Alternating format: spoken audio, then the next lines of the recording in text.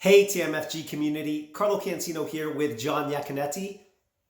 And in today's Ask TMFG episode, we'll be talking about the dreaded R word, recession. So if you do like our content, please subscribe to our YouTube channel, provide us a comment, or give us a like.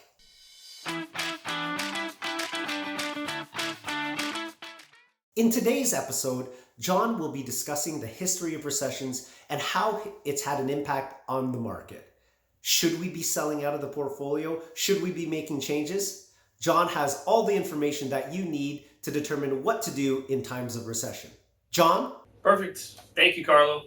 So just like you mentioned, today we're going to be answering that million-dollar question. What does a recession mean for my investments? And usually the word recession does get thrown around and provides fear setting in for investors. Today we'll be looking at our history, and we'll take a look at this looming or pending recession is something we should really worry about. So what we'll do is we'll look through some past sets of data points from past recessions. Now, we know the past does not predict future outcomes. However, it can give us a great reference point to understand exactly what we're about to deal with. So for this analysis, we'll be looking at the U.S. markets for reference points, with all data being provided by Dimensional Fund Advisors. So let's start with the most recent and shortest recession in the last 100 years, and that was the COVID-19 recession, which lasted just 2 months. The shortest recession in the past 100 years and the deepest decline in GDP, down 8.9% since World War II. This occurred early in 2020, as I'm sure you all remember. The U.S. stock market tumbled more than 20% as investors priced in the effects of the pandemic. But stocks made a sharp rebound and recorded a 24.1% gain over the year. Once the quarantine subsided, the economy opened up again, and the market shot up in value soon after, backed by the government stimulus to its citizens. Next, we'll look at the global financial crisis.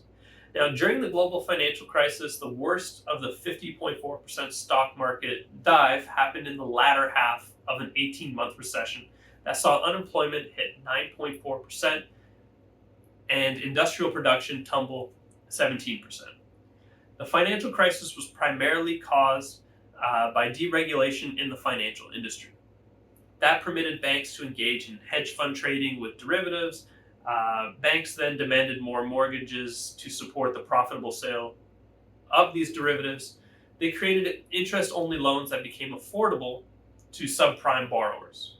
But after falling for 16 months, the market started a nearly 18-year bull run soon after. Now, before the global financial crisis, we had the tech boom and bust in 2001. Many investors may not realize that the stock market had started a deep decline before the relatively mild recession in March of 2001, which followed the tech boom. From 2000 to 2001, the Federal Reserve, in a move to protect the economy from the overvalued stock market, made successive interest rate increases. Using the stock market as an unofficial benchmark, the recession would have begun in March of 2000 when the NASDAQ crashed following the collapse of the dot-com bubble.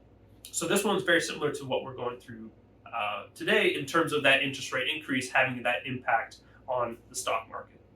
That was just the 3 most recent recessions, with there being another 13 recessionary periods in our last 100 years.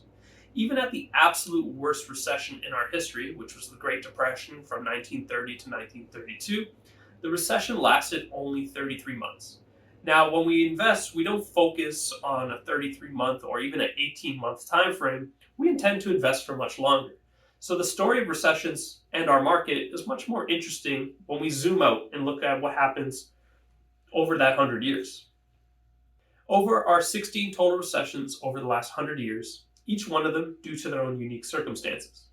However, over that 94 years of data, we see that the value of $100 grew approximately to almost about $1 million in that time frame, further proving our message that truly successful investors are the ones that stay disciplined, even during the hard times, because success is determined by time spent in the market, not necessarily timing the market itself.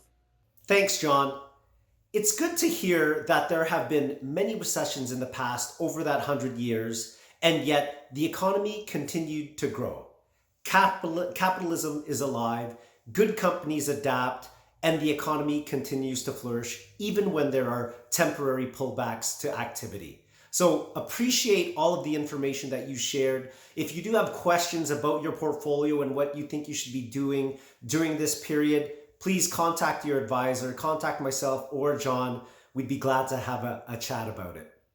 That's our episode of Ask TMFG. Again, if you do like our content, we ask you to subscribe to our YouTube channel, provide us with a comment, or just let us know you like our content and give us a thumbs up. Until next time, I'm Carlo Cancino. I'm John Yaconetti. And this has been Ask TMFG.